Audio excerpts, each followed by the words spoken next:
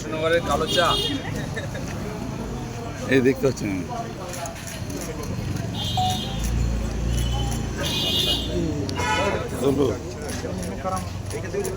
রিপোর্টারদের চা দিচ্ছে কিনা আসছে সব যতক্ষণ না চা খাওয়াবে উল্টা পাল্টা জিজ্ঞেস করবে আর তুই নিজে সামনে এই দেখো কি করে দেবে তুই ক্যামেরা নিয়ে দেবো সেলফি নিবি পয়সা আমার তো নড়লো না এটা কি করবো আমি বাঘ তোকে দেখে মনে হচ্ছে না বাঘ বলে ভালো ছিল মনে হচ্ছে ইয়ে কর কাউকে দিয়ে তুলে দিই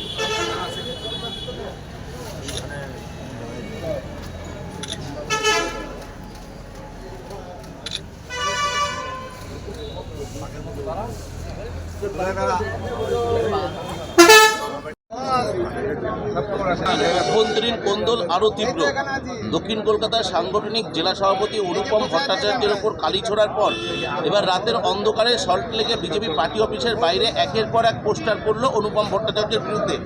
তৃণমূলের দালাল বলে আখ্যা দিয়ে অনুপম ভট্টাচার্যকে দ্রুত সরানো হোক এই দাবি নিয়ে একের পর এক পোস্টার করলো। কি বলবেন এ বিষয়ে? পোস্টারের রাজনীতি বিজেপি করে না।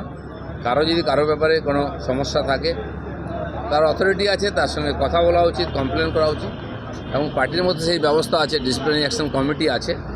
কেউ যদি সিস্টেমকে ডিসিপ্লিনে ডিস্টার্ব করে তার বিরুদ্ধে ব্যবস্থা হবে। তার জন্য রাজ্যের যারা নেতা আছেন তারা দেখবেন এবং এর সমাধান করবেন। এটা কি কোনো গোষ্ঠী কোন্দল বলে? কারোর সঙ্গে কারো হতে রাজনীতিতে সব হয়, বহু লোকের বহু ইচ্ছা আছে, না হলেই সমস্যা আছে। কিন্তু আমাদের পার্টিতে তর্ক বিতর্ক হয়, কিন্তু গুলিগোলা চলে না। দাদা, যেখানে রাজারহাটে পুলিশে প্রহরায় দিনের পর দিন চলছে, রাতের বেলায় পুকুর ভরে, কি বলবেন? সারা পশ্চিমবাংলায় পুকুর, নালি, খাল, বিল তো ভরাট হয়ে গেল, নদী পর্যন্ত চুরি হয়ে গেল। এটা নতুন কিছু নাই, আর তো কিছু নাই। লুটপাট করে এখন এই পুকুর আর জমি আর নদী আছে ওটাই লুট হয়ে যাচ্ছে, পশ্চিমবাংলায় লুট হয়ে যাচ্ছে।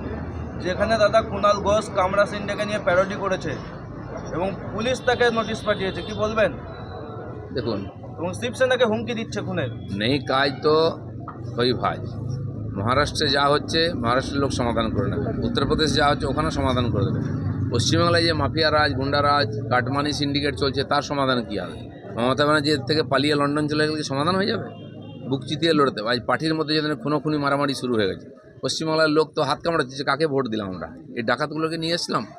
পাড়ায় বেরোনো যায় না, রাস্তায় বেরোনো যায় না, কখন কার উপরে গুলি বন্দুক চলে যাবে কেউ জানে না। কলকাতার উপরে বন্দুক পাওয়া যাচ্ছে, গুলি চলছে, বোম ফাটছে। তো সারা পশ্চিমবাংলায় একটা উত্তেজনা শুরু হয়ে গেছে, এটাকে ভোলাবার জন্য অন্যদিকে মন নিয়ে যাচ্ছে। চলুন।